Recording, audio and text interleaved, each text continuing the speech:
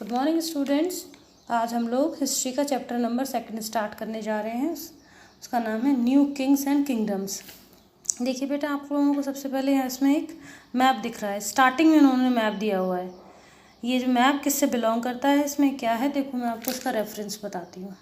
Major kingdoms 7th 12th century, जो हमारी 7वीं और 12वीं शताब्दी थी, उसके बीच में किन किन किंगडम्स ने, किन किन साम्राज्य, किन किन राज्यों ने भारत पे अपना आधिपत्य जमाया। और इसमें वो मेजर 3 डायनेस्टीज़ हैं जिनके बारे में हम लोग इस मैप में देखेंगे, क्योंकि वो बहुत ही ज़्यादा स्ट्रॉन्ग डायनेस्टीज़ थी 7th और 12th सेंचुरी की। देखो वो कौन सी हैं, लोकेट इसमें बताया गया है। इसमें चोलाज हैं, और इसमें पालाज हैं, और इसमें हैं गुर्जर और प्रतिहाराज। ठीक है, अब मैं आपको बताती हूँ कौन सा एरिया किसका है। 3 डायनेस्टीज़ हैं, आपको लोगों को कलर्स के अकॉर्डिंग भी मैं बताती हूँ। ठीक है, पहले हम लोग ग्रीन कलर का देखते हैं। ग्रीन कलर है, इसमें है चोलाज और चामराज। जो चामराज हैं, देखो ये बॉर्डर दिख रहा है आपको, ये वो बॉर्डर्स हैं जो इंटरनेशनल और नेशनल बॉर्डर ना होके अपनी शक्ति से इन राजाओं ने बनाए हैं, क्रिएट किए हैं। आप लोगों को दिख रहे हैं, सबके अपने अपने बॉर्डर्स हैं, रेड रेड है ना, देखो। और फिर बारी आती है पिंक वाले पार्ट की। पिंक में क्या है, पालाज। फिर नेक्स्ट आता है राष्ट्रकूटाज। इसीलिए मेजर कौन से थे, चोलाज, राष्ट्रकूटाज और पालाज, है ना। इस बारे में अगर आपको कुछ ना समझ में आया हो तो पूछ लेना, फिर भी मैं अभी आपको इसमें और बता रही हूँ। ये जो बाउंड्रीज दिख रही हैं आप लोगों को, फ्रंटियर्स दिख रहे हैं, वो नेशनल इंटरनेशनल लेवल पे इन दिनों मान्य नहीं है, बट 7वीं और 12वीं शताब्दी में ये बहुत मान्य थे। ये राजाओं द्वारा और आधिपत्य जमाया गया था। उन्होंने लड़ाइयाँ लड़ कर अपने आधिपत्य को इतना ज़्यादा फैलाया था। उन दिनों के ये 3 राजा थे जिनको हम लोग आगे चैप्टर में पढ़ेंगे। ठीक है बेटा। अब हमारा नेक्स्ट टॉपिक है प्रसिस्थितीज एंड लैंड ग्रांट्स।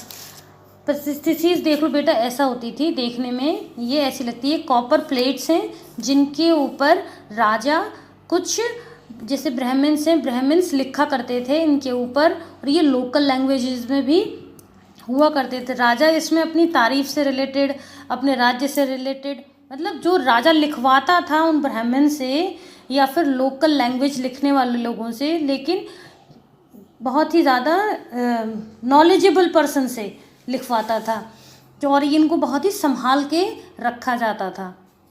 ये मेटल के बने हुए पत्तियाँ होती थी, प्लेट्स होते थे।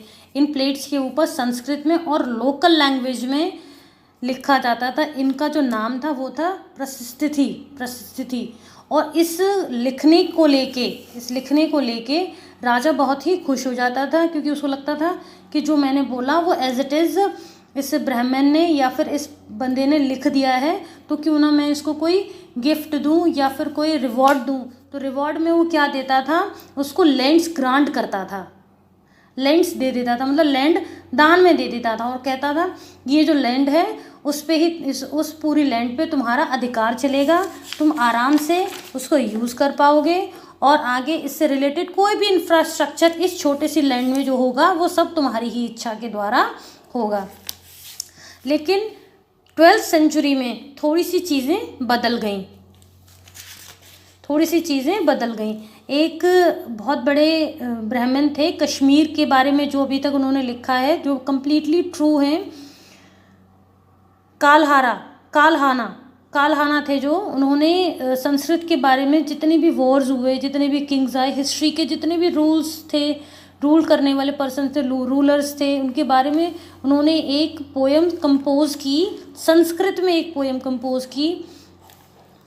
और उन्होंने जो भी कुछ लिखा, जितना भी कुछ लिखा, वो सारे इंस्क्रिप्शंस कैसे थे, डॉक्यूमेंट्स कैसे थे, आई विटनेस अकाउंट वाले थे, मतलब वो सब कुछ आंखों से देखे हुए जो बंदे थे उससे रिलेटेड सारी चीज़ें थी। लेकिन कहने को वो भी कैसे थे, परिस्थितियाँ ही थी, मतलब कुल मिला के राजा के बारे में, राजा से रिलेटेड चीज़ें लिखी हुई उस कॉपर प्लेट्स के ऊपर मिलती थी, उसको भी उन्होंने प्रसिद्धि के नाम से जाना गया। लेकिन जो 7वीं शताब्दी या फिर 8वीं 9वीं शताब्दी थी, उसमें जो प्रसिद्धियाँ लिखी हुई, उसमें तो ये ज़रूरी नहीं था कि वो सच ही हो, वो झूठ भी हो सकता था, क्योंकि वो सब कुछ राजा के अनुसार लिखा जाता था, ना कि सच के अनुसार। समटाइम्स राजा अपने चीज़ों को हाइपरबोल करके भी उसमें लिखवा देते थे चीज़ों को, मतलब जो उन्होंने नहीं किया होता था। समटाइम्स हर एक किंग बहुत ज़्यादा ब्रेव नहीं होता, लेकिन वो अपनी बढ़ाई में वो उन पे कभी कभी मिलावटी झूठ वाला परिस्थिति भी प्रिपेयर करा के लिखवा देते थे। इसीलिए 9वीं शताब्दी वाले जो परिस्थिति थी, मोस्टली 50-50% वो झूठी भी हो सकती हैं, बट जो 12वीं शताब्दी में कलहाना ने जो लिखी थी संस्कृत के बारे में, जो एक ब्राह्मण थे, वो कम्प्लीटली सच थी, क्योंकि उन्होंने इसको लेकर खूब सारी रिसर्च की थी, सब कुछ जाना था, और एक एक चीज़, एक एक लाइन, एक एक वर्ड को पूरे आई विटनेस अकाउंट करने के बाद ही उन्होंने इसको लिखा। इसीलिए सबसे सच्ची और अच्छी जो प्रसिद्धियाँ हैं वो कालहाना की ही हैं अभी तक।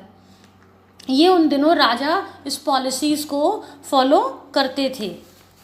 और इसमें एक वर्ड है लैंड ग्रांट्स। लैंड ग्रांट्स मतलब ब्राह्मण्स जो लिखते थे उसमें परिस्थितियों में, संस्कृत में, लैंग्वेज में, तो इस चीज़ से खुश होके राजा कुछ लैंड्स ग्रांट कर देते थे, उसको बोला जाता था लैंड ग्रांट्स। वो गिफ्ट जो लैंड के रूप में ब्राह्मण्स को राजा खुश होकर प्रसिद्धि लिखने के रूप में देते थे। क्लियर? अगर आपको उसमें कुछ समझ में ना आए तो बेटा आप पूछ सकते हैं। बेटा हमारे प्रीवियस जो वीडियो थी, हमने उसमें एक मैप देखा था। उस मैप में हमने 3 डायनेस्टीज़ देखे थे। उन डायनेस्टीज़ वो बहुत ही मेजर डायनेस्टीज़ थे 7th और 12th सेंचुरी के। तो हमने ये तो जान लिया कि वो कहाँ कहाँ पाए जाते थे, किस तरीके से, कितने बड़े बड़े उनके किंगडम्स थे उन किंग्स के, बट उनकी ओरिजिन कैसे हुई, उनकी एमरजेंस थी जो, वो कैसे क्रिएट हुई। चलो हम लोग इस वाले जो वीडियो में यही जानते हैं कि वो जो उनका निर्माण है, उनकी उत्पत्ति है, किस प्रकार वो डायनेस्टीज़ बने। ठीक है, चलिए स्टार्ट करते हैं। बाय द 7th सेंचुरी, मतलब कि जो हमारी 7वीं शताब्दी थी, उसमें क्या होता था, बिग लैंडलॉर्ड्स और वॉरियर चीफ्स, इनको मार्क करते जाओ साथ साथ, जिससे कि आपको आसानी हो जाएगी, है ना। वॉरियर चीफ्स भी कहते थे उनको, या फिर उनको वो होते थे लैंडलॉर्ड्स, मतलब बड़े बड़े जमींदार होते थे, या फिर वॉरियर चीफ्स जो सेनापति, जिसे हम लोग सेनापति के भी नाम से जानते हैं। ठीक है, फिर बारी आती है कि उनको एक डिफरेंट नामों से भी पुकारा जाता था। ये जो वॉरियर चीफ्स और लैंडलॉर्ड्स थे, वो हमारे डिफरेंट रीजन्स ऑफ जो सब कॉन्टिनेंट था वो उसको संभालते थे। मतलब वो एक तरीके से एग्जाइटिंग किंग्स का एक रिप्रेजेंटेटिव्स हुआ करते थे। मतलब उसके प्लेस पे जाकर वो एक छोटे छोटे अपने बहुत बड़े किंगडम्स में से छोटे छोटे एरियाज़ को के नए छोटे छोटे राजा बना देता था। और उन राजाओं के जो नाम थे, जो राजा के नीचे जो छोटे राजा काम करते थे, सामंत, इन्हें हिंदी में बोलते थे सामंत और इंग्लिश में बोलते हैं सामंताज। ठीक है बेटा। फिर क्या होता था, धीरे धीरे वो अपनी पावर को बड़ा करते जाते थे, अपने सर्कल को बहुत बड़ा करते जाते थे। फिर जब वो उनका सर्कल काफ़ी बड़ा हो जाता था तो वो अपने किंग की, जो मेन किंग था, लैंडलॉर्ड और वॉरियर चीफ्स के ऊपर, तो वो उनकी बात नहीं मानते थे। वो कहते थे कि अब हमें किंग की क्या ज़रूरत है, तो इस किंग को हम लोग हटा देते हैं और हटा के हम खुद राजा बन जाते हैं। फिर क्या होता था, महासामंत के नाम से वो जाने जाते थे, महामंडलेश्वर के नाम से। महामंडलेश्वर मतलब जिस वो एरिया, जिस वो सर्कल में आते थे, उसके लॉर्ड, उसके भगवान, वो खुद को कहना शुरू कर देते थे। धीरे धीरे उनकी जो पावर्स वो और ज़्यादा स्ट्रॉन्ग होते चले जाते थे, क्योंकि वो अपने उस छोटे से एरिया के, उस छोटे से सर्कल के राजा हुआ करते थे। ठीक है, नेक्स्ट आता है इसी के अंदर ये है, जैसे कि दक्कन है, डेक्कन प्लेटू भी मैंने बताया था ना आपसे, नीचे इधर राष्ट्रकूटाज वाला एरिया था जो दक्कन, दक्कन के बाद क्या हुआ कि धीरे धीरे जो हमारा सब कॉन्टिनेंट था उसमें चालुक्याज सबसे बड़ा उदाहरण है। कौन सा वाला? चालुक्याज। ये देखो बेटा, चालुक्याज है ना यहाँ पे, ये राष्ट्रकूटाज वाला। चालुक्याज थे जो मिड 8 सेंचुरी थी, मिड 8 सेंचुरी में कर्नाटका पे उन्होंने धीरे धीरे अपना आधिपत्य करना शुरू कर दिया। दंती दुर्गा उनके राजा का नाम था, दंती दुर्गा।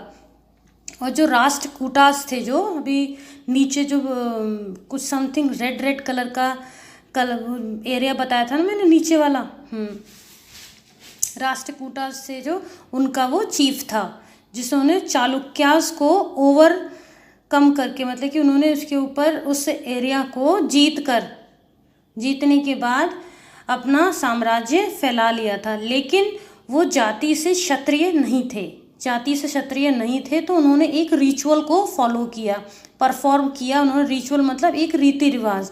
उस रीति रिवाज का नाम था गोल्डन वॉर्म मतलब होता है एक माँ के गर्भ वाला। एक उन दिनों उस टाइम में, मतलब कि 7वीं शताब्दी में या 8वीं शताब्दी में उन दिनों ये रिचुअल हुआ करता था। जो राजा क्षत्रिय नहीं होते थे तो उनको क्षत्रिय बनने के लिए इस रिचुअल को कंप्लीट करना पड़ता था, और ये रीबर्थ से भी कनेक्टेड था, और इसका जो सीधा कनेक्शन था वो रीबर्थ से भी था। ठीक है बेटा।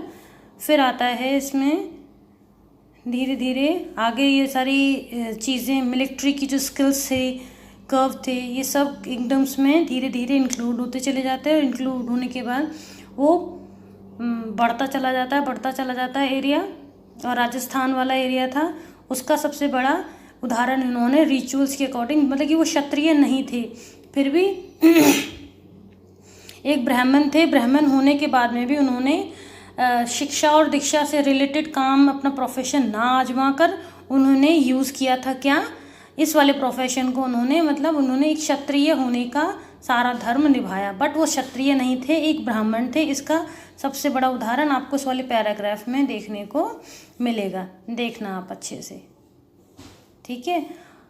मैंने जो पढ़ाया है उसको किताब के साथ पढ़ना, क्योंकि आपको ये स्पेलिंग्स, ये नेम्स आपके लिए बिल्कुल न्यू हैं और आप लोग भूल जाएंगे। इसीलिए बुक साथ में रखना और मेरा वीडियो चलाते जाना। ठीक है बेटा, और साथ में सुनना भी उसको अच्छे से। टॉपिक है एडमिनिस्ट्रेशन इन दी किंगडम्स। जो भी इतने बड़े बड़े डायनेस्टीज थे, किंगडम्स थे, वो जीतने के बाद चलाने के लिए उनके लिए एडमिनिस्ट्रेशन भी चाहिए था। उस एडमिनिस्ट्रेशन को चलाने के लिए बहुत सारे रिसोर्सेज भी चाहिए थे। वो रिसोर्सेज कहाँ से आते थे, क्या होता था, उसके एडमिनिस्ट्रेशन को चलाने के लिए किन किन लोगों का सहारा लिया जाता था, अब हम लोग इस वाले पैराग्राफ में, इस वाले सब टॉपिक में पढ़ेंगे। एक्चुअली क्या होता है, जो तो न्यू किंग्स थे वो अडॉप्ट करते थे high sound title such as Maharaja, Adhiraja, मतलब महाराजा मतलब great king, over lord of king. एक तो हो गया महान किंग, और साथ में क्या, ओवरलॉर्ड, मतलब किंग्स के ऊपर भी एक ग्रेट किंग। फिर एक ये टाइटल था। फिर नेक्स्ट आता था जो हमारा तीनों लोग हैं उसको चलाने वाला राजा, उसको भी वो लोग इतने बड़े बड़े टाइटल्स लेने के बाद में भी देखो क्या लिखा है, लॉर्ड ऑफ द 3 वर्ड्स। ठीक है, समझ में आ गया, लॉर्ड ऑफ द 3 वर्ड्स। इन्होंने इतने बड़े बड़े टाइटल्स ले लिए, बट इनको अपना राज्य चलाने के लिए कुछ रिसोर्सेज की ज़रूरत पड़ती थी, जिसके लिए इनको अपनी शक्तियों को बांटना पड़ता था। किसके साथ में? जो सामंत थे उनके साथ में। और ये जो सामंत थे, सामंत इनकी मदद करते थे किस तरीके से, as well as association of जो पीसेंट, मतलब कृषक थे, ट्रेडर्स थे और ब्राह्मण्स थे, उनके साथ में ये अपनी पावर्स को शेयर करते थे। सामंत थे जो अपने आप को इतने ग्रेट किंग्स जो बोल रहे थे, उन्होंने डायरेक्टली अपने जो थोड़े राइट्स थे उनको देना शुरू कर देता है। और ये लोग क्या करते थे, धीरे धीरे 3 लोगों से, पीसेंट्स, कैटल जो कीपर्स थे, मतलब कि पशु पालन करते थे जो लोग, आर्टिशियंस थे, उन लोगों से ये लोग टैक्स लेकर, और जो अभी भी आप लोगों ने देखा होगा, जनता हमारी, जो हमारी जनता है वो टैक्सेस पे करती है, तब हमारी गवर्नमेंट हमारे लिए डिफरेंट रिसोर्सेज का निर्माण करती है। ठीक है, उन टैक्सेस को उन दिनों रेंट के भी नाम से जाना जाता था, रेंट बोला जाता था। जो ट्रेडर्स थे, जो ट्रेडर्स से कलेक्ट किए जाते थे रेवेन्यूज़ मतलब इन दिनों जो टैक्सेस होते हैं उन लोगों को उस टैक्स को बोला जाता था रेवेन्यू। फिर नेक्स्ट में क्या होता था, इसी के अंदर ही है। तो जो टैक्सेस उसको मिल गए, जो उसने टैक्स ले लिया, जो पैसा ले लिया उसने, वो अपने पास उनको रख के नहीं बैठ जाता था, उसको वो उनके वेलफेयर में यूज़ करता था। वो वेलफेयर 3 टाइप्स के होते थे। एक तो होता था इंफ्रास्ट्रक्चर का निर्माण कराना, और दूसरा होता था जैसे कि किसी भी अदर राजा ने आपके ऊपर या फिर उस राज्य के ऊपर कोई आक्रमण कर दिया है तो उससे उसको डिफेंस करना, और साथ में उनके लिए वेलफेयर के लिए डिफरेंट इंफ्रास्ट्रक्चर का निर्माण करना, और जो ट्रेड रूट्स हैं इनका निर्माण करना। इस तरीके से वो ये वेलफेयर में उस वेल्थ को एज इट इज़ लगा देता था। मतलब रेवेन्यूज़ लेने के बाद उनका यूज़ भी उनके वेलफेयर में वो राजा करता था।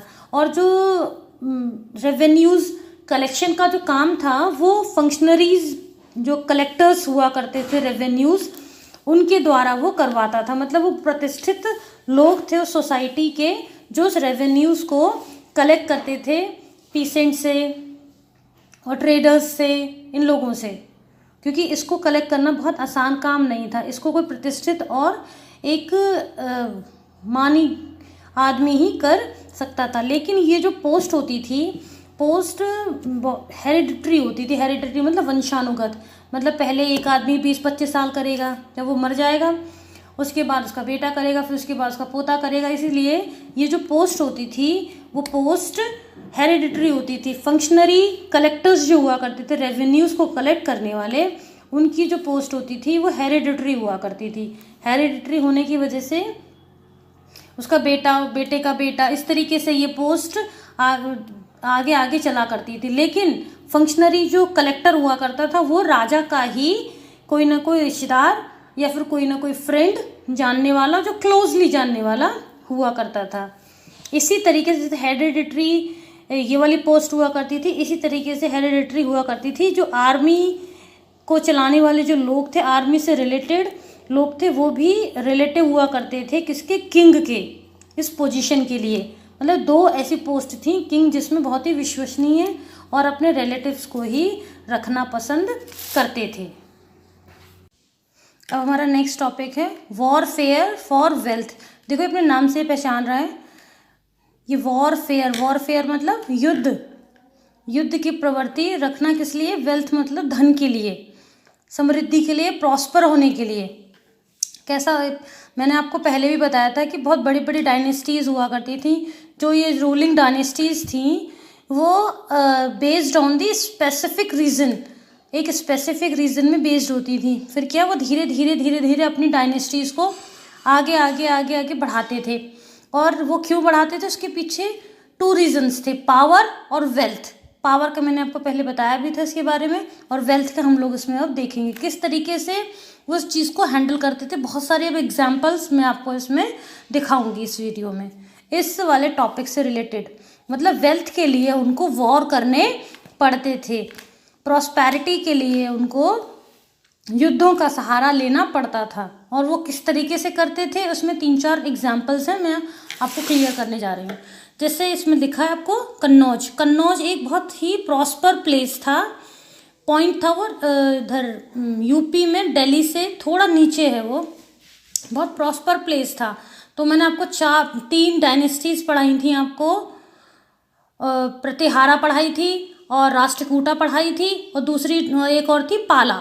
ये 3 थी, है ना। चोलास थे एक, उसमें राष्ट्रकूटास थे, और एक थे हमारे पालास।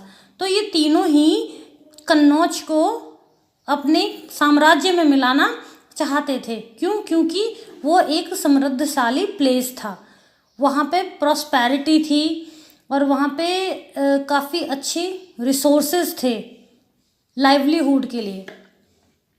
तो फिर ये जो पार्टीज़ थी इनको इन फ्यूचर जो जो हिस्टोरियंस थे, उन हिस्टोरियंस ने उनको क्या बोलना शुरू कर दिया, इन तीनों पार्टीज़ को, इनको बोला था उन्होंने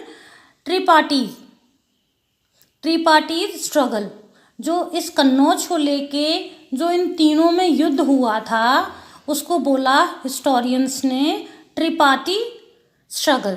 फिर नेक्स्ट आता है ना, फिर धीरे धीरे पावर्स का और रूल्स का ये जो चीज़ें चलती रहीं। उन्होंने जो टेम्पल्स थे, जो उनका तरीका था, बहुत सारे मुग़ल साम्राज्य वाले जो लोग थे वो खुद को सांप्रदायिक रूप से भी इस चीज़ में देखते थे। वो लोग क्या करते थे, बड़े बड़े जो टेम्पल्स थे, बिल्डिंग्स थी, उनको वो लूटते थे, उनसे ढेर सारा पैसा निकाल के ले जाते थे। क्योंकि जब किंगडम हमारा है तो साथ में उसके जो टेम्पल्स हैं, वो जो चीज़ें हैं, वो सब की सब हमारी ही हैं। इसी का ही एक उदाहरण मैं आपको इसमें देती हूँ।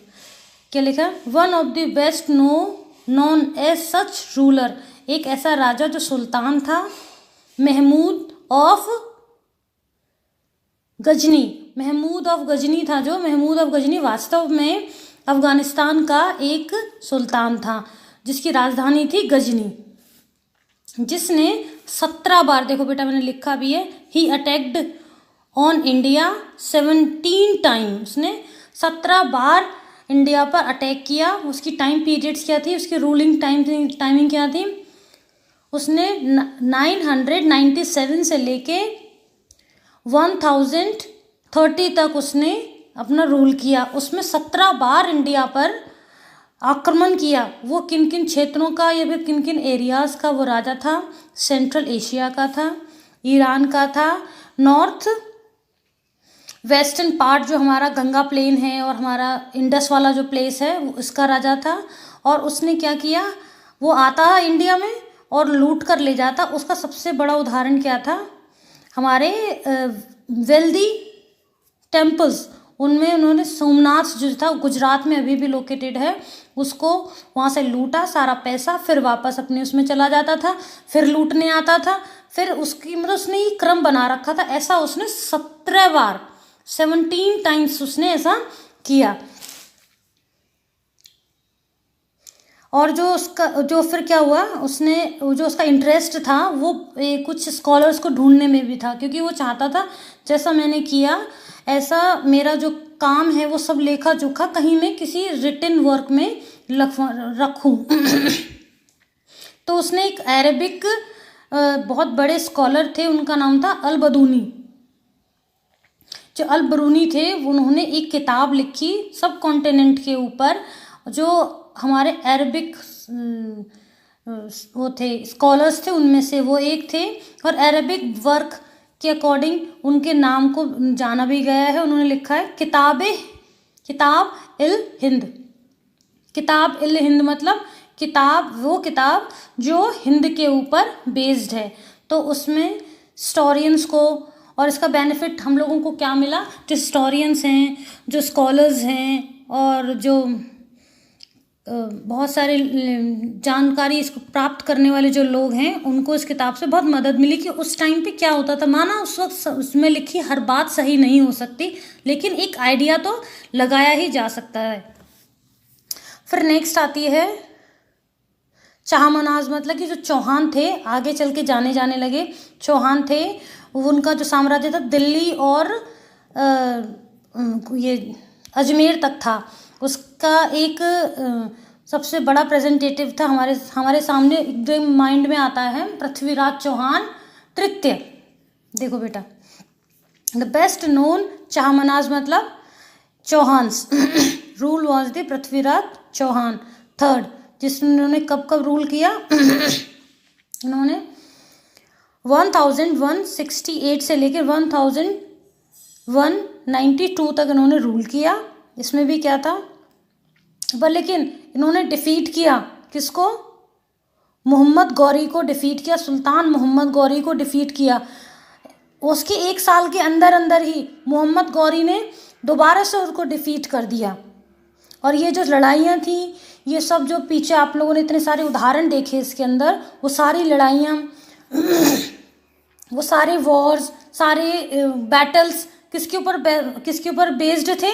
वेल्थ और पावर के लिए किए जाने वाले थे। कि मतलब मेरे पास धन हो, मेरे पास पावर हो और मेरे पास लॉट्स ऑफ एरिया हो, जिससे कि मैं आगे इन चीज़ों को चला सकूं।